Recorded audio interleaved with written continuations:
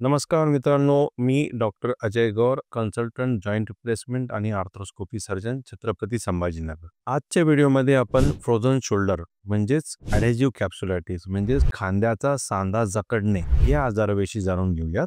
Frozen shoulder हा खांद्याचा एक आजार आहे ज्यामध्ये खांद्याच्या हालचाली हळूहळू कमी होतात व वेदना वाढतात। हळूहळू खांदा गोठल्यासारखा होतो, म्हणूनच याला फ्रोझन शोल्डर असं म्हणतात। फ्रोझन शोल्डरची मुख्य कारणे काय असतात? फ्रोझन शोल्डरचे मुख्य कारण काय आहे ते अजून काही ज्ञात नाही, पण सर्वसाधारणमध्ये काही खालील प्रकारच्या रुग्णांमध्ये हे दिसतात, ज्यामध्ये पहिला आहे डायबिटीस किंवा मधुमेह। डायबिटीस असलेल्या रुग्णांना फ्रोझन शोल्डरचा त्रास जास्त जाणवतो। दुसरं कारण आहे खांद्याची इजा किंवा खांद्यावर झालेले ऑपरेशन, लिगामेंट इजा, फ्रॅक्चर किंवा शस्त्रक्रिया झाल्यानंतर सांध्याची हालचाल किंवा फिजिओथेरपी व्यवस्थितपणे झाली नाही, तर अशा रुग्णांमध्ये देखील फ्रोझन शोल्डरचा आजार जाणवतो। यालाच आपण स्टिफ शोल्डर असंही म्हणतो। तिसरं कारण म्हणजे दीर्घकाळ निष्क्रियता। बऱ्याच काळापासून जर आपण आपला खांदा वापरण्याचा टाळत असाल तर अशा रुग्णांमध्ये देखील फ्रोझन शोल्डरचा त्रास जाणवतो। थायरॉइड, हृदयविकार किंवा स्ट्रोक झालेल्या रुग्णांमध्येही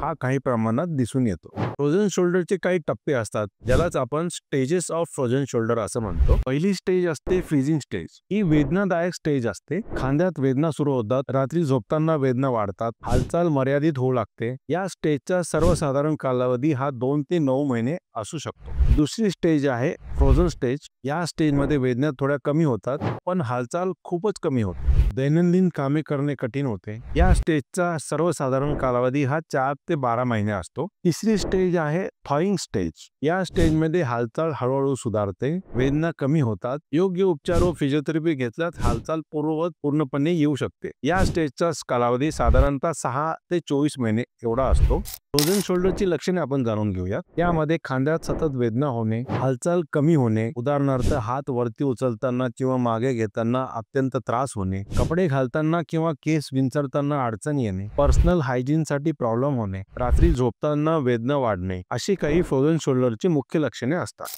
फ्रोझन शोल्डरचे निदान कसे करतात? यामध्ये रुग्णावर डॉक्टरांकडून काही विशिष्ट तपासण्या केल्या जातात, काही क्लिनिकल टेस्ट केल्या जातात, हालचालींचे प्रमाण मोजले जाते, काही वेळा एक्स-रे, MRI करून फ्रोझन शोल्डरची इतर कारणे वगळली जातात। फ्रोझन शोल्डरवर उपचार पद्धती काय असते ते आपण जाणून घेऊया। फ्रोझन शोल्डर हा हळूहळू सुधारणारा विकार आहे। उपचाराचा नेमका उद्देश हा वेदना कमी करणे व हालचाल टिकून ठेवणे हा असतो। यामध्ये प्रथम आहे औषधोपचार, ज्यामध्ये रुग्णाला काही वेदनाशामक औषधे दिली जातात, काही वेळा खांद्यामध्ये स्टेरॉइडचे इंजेक्शन दिलं जातं। दुसरी उपचार पद्धती आहे फिजिओथेरपी। यामध्ये खांद्याचे दररोज स्ट्रेचिंग व्यायाम केले जातात। आपल्या लक्षणानुसार आपल्याला हॉट पॅक किंवा कोल्ड पॅक दिले जातात। मसल रिलॅक्सेशन साठी काही तंत्र वापरली जातात। त्यानंतरची उपचार पद्धती आहे इंजेक्शन व हायड्रोडायलेटेशन। यामध्ये खांद्याच्या सांध्यामध्ये स्टेरॉइड व नॉर्मल सलाईन इंजेक्शन देऊन खांद्याची कॅप्सूल म्हणजेच आवरण हे ताणलं जातं, जेणेकरून कॅप्सूल ही मोकळी केली जाते व परिणामी रुग्णाची हालचाल ही परत मिळवली जाते। जर वरील कोणतीही कन्झर्वेटिव्ह ट्रीटमेंट वापरून आपली हालचाल किंवा वेदना कमी होत नसतील तर काही वेळा शस्त्रक्रिया देखील केली जाते। अशा वेळी खांद्यावर कीहोल सर्जरी म्हणजेच आर्थ्रोस्कोपीद्वारे कॅप्सुलर रिलीज हे देखील केलं जातं। फ्रोझन शोल्डरचा प्रिव्हेंशन कसा करावा? इजा झाल्यानंतर किंवा सर्जरीनंतर आपल्या डॉक्टरांच्या सल्ल्यानुसार फिजिओथेरपी लगेच सुरू करावी, खांद्याची नियमित हालचाल टिकवावी, व्यवस्थित व्यायाम करावा। जर आपण मधुमेही किंवा थायरॉइड रुग्ण असाल तर आपली शुगर व थायरॉइड नियंत्रित ठेवावा। फ्रोझन शोल्डर हा दीर्घकालीन पण पूर्णपणे बरा होणारा आजार आहे।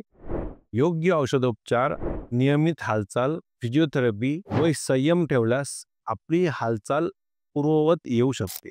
तर आज आपण फ्रोझन शोल्डर या आजाराविषयी जाणून घेतलं। अशाच प्रकारचे सायंटिफिक कंटेंट जाणून घेण्यासाठी आमच्या चॅनलला लाईक, शेअर व सबस्क्राईब करा। धन्यवाद।